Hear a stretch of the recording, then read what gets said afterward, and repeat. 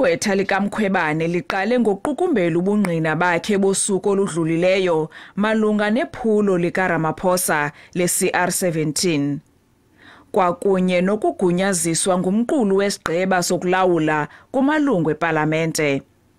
Purely on the basis of the 500,000 amount, which the President himself brought to the attention of Parliament as having been received by the CR17 campaign, and which is obviously more than 350 rand.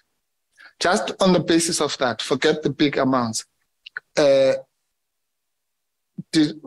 Was your conclusion that there had been a breach of the Members' Ethics Act? UMkhwebane umngqinele uMpofu ngelithi le mali ekwaxhaswa ngayo iphulo le-CR17 zangidizwe epalamente.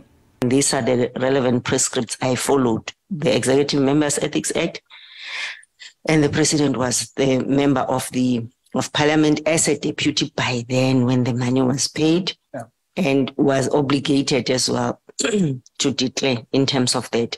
And when we checked the records in Parliament, the declaration of this amount was not made.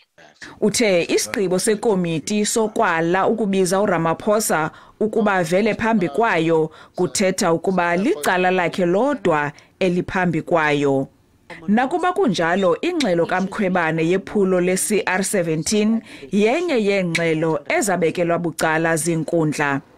Oku kuthetha ukuba ikomiti ingazisebenzisa izigqibo zenkundla xa iphicotha ubungqina bakhe kulombandela. Dingilulama Matya, weendaba ze-SABC eParlamente eKapa.